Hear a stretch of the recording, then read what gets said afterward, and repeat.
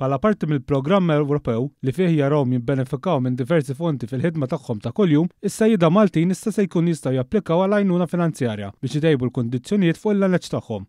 Waqt konferenza fil-Mużew tat-Tunnara fil-Mellieħa ġiet imnedija l-iskema investimenti abbord bastimenti tas-sajt, kofinanzjata mill-Unjoni Ewropea. Id-Direttur Ġenerali għall-Fondi Ewropej, l-Inġinier Edni Camilleri, spjega li din l-ewwel sejħa fil-programm li inkorpora fost l-oħrajn għajnuna lil proġetti kontra tniġġis, ġbir ta' dejta, kontrollu salvagwardjar ta' speċi marittimi kif ukoll dawk ta' tisħiħ tal-portijiet u taħriġ lis-sajjieda u dawk kollha li jaħdmu fis-settur. L-applikazzjoni se jkun miftuħa sa Settembru tas-sena d-dieħla biex sajjieda jkunu jistgħu jibbenefikaw minn konsulenza u għajnuna meħtieġa. Rodrik Zerafa, kap eżekuttiv tas-Servizzi Ewropej f'Malta, issem għal kif qed joffru dawn is-servizzi bla ħlas għal dawk is-sajjieda li jixtiequ japplikaw fl-iskema. Għal kif se jgħinu wkoll fl-implementazzjoni tal-applikazzjonijiet biex bekk dawk interessati ikollhom l-aħjar servizz possibbli kemm qabel japplikaw u anke wara.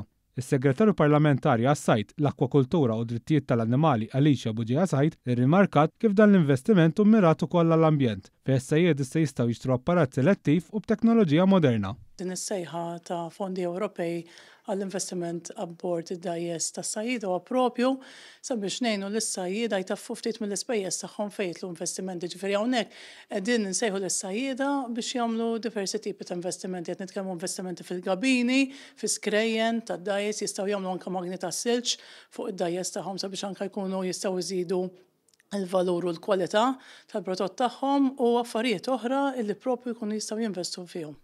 Il-Ministru għall-Agrikoltura, is-Sajt u Drittijiet tal-Annimali Anton Riafalo spjega kif l-Unjoni Ewropea tittiżgura li ċ-ċittadini jkollhom moħħhom mistriem mill-aċċess għall-ikel tal-baħar ta' kwalità u bi prezz raġonevoli, fejn dan jista' jseħħ billi l-industrija tas-sajt tkun kompetittiva.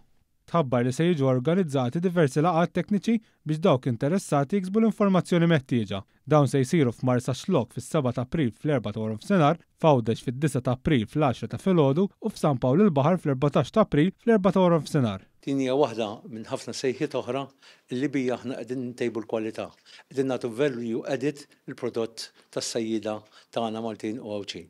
Hija bbażata prinċipalment fuq 4 prinċipji ġenerali. L-ewwel nett qegħdin ntejbu l-kundizzjonijiet tas-sajjieda u min jaħdem fuq il-bastimenti u l-opri tal-baħar.